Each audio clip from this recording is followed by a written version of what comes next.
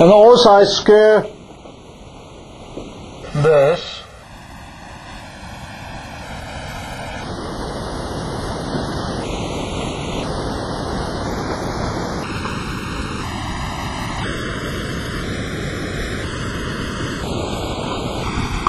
And also I square this. This is f1 squared, this is f2 squared, this is f3 squared. Okay? And then I might think that, hey, how does it look like in terms of frequency? Okay? We all know that the frequency representation of this is simply Fourier transform of this. Right? If I see the magnitude, that might look like this. And the Fourier transform and the magnitude of this might look like quite similar. Right?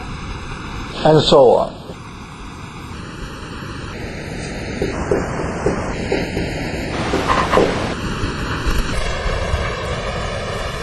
I mean, details in time domain look different, but if I see this in frequency domain, it might look much more similar than we look at the signal in time domain. Right? Okay. If I Fourier transform this, or if I Fourier transform this so that I have magnitude scale that look like this, for example. Okay? No problem. And then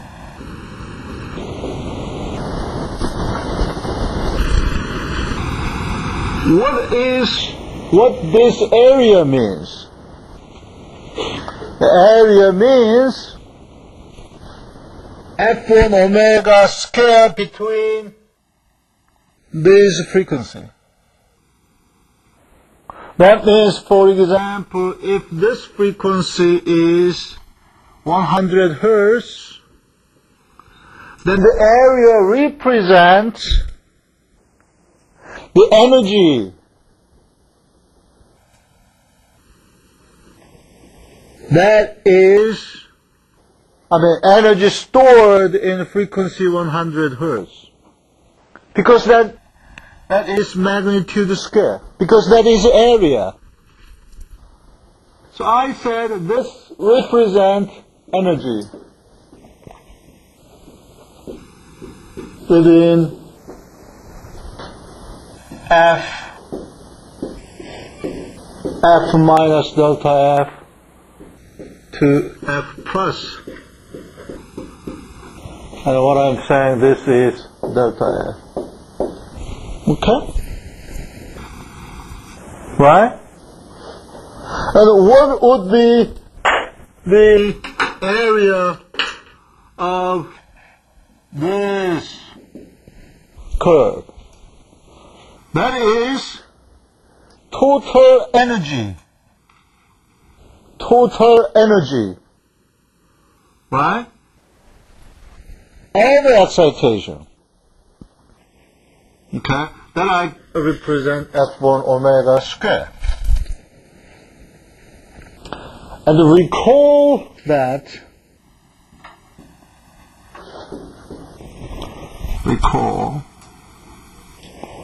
the relation between excitation force and response for single degree of freedom linear vibratory system can be expressed in frequency domain like this. The response is equal to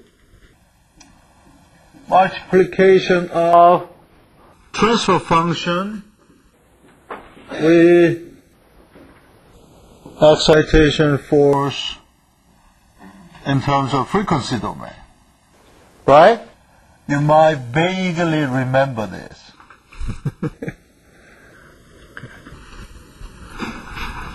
And then I claim that the conjugate of response, because X, H, F are complex, phase and magnitude, or real part and imaginary part, the conjugate of this response has to be the conjugate of this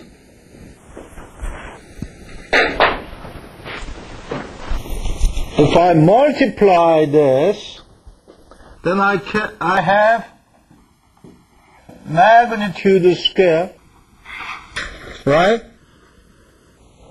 If I multiply x and the conjugate of x, then I will get the amplitude, right? We call that if x has the real part and imaginary part, the conjugate would be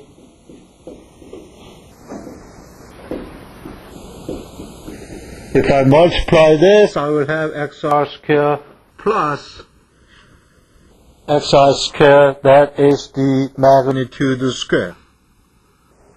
Okay? Also I have conjugate of this, that will be conjugate of f. So if I multiply f and conjugate of f, I will have a magnitude square of f, and that does not have a phase. And I also multiply h and conjugate to h hat, that will give me magnitude square of a transfer function. Okay? So I can write this is h of omega square multiply f of omega magnitude square. Now I want to put omega also over here. This we call force spectrum. New word I am introducing you. Spectrum. What does it mean by spectrum? Spectrum means energy. Spectrum represent energy distribution with respect to frequency. Okay? Right? Energy distribution with respect to frequency. Energy distribution with respect to frequency. So physically this means that if I know the spectrum, energy distribution with respect to frequency, and if I know the transfer function, which is actually Fourier transform of impulse response function,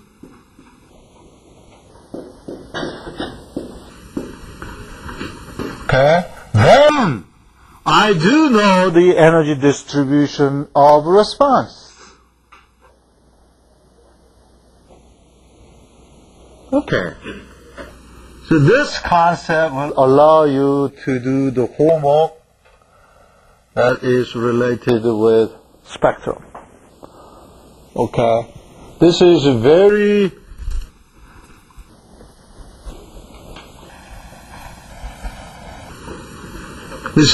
sort of explanation, intuitive explanation. I skipped the number of detailed mathematical derivation, but at least you understand that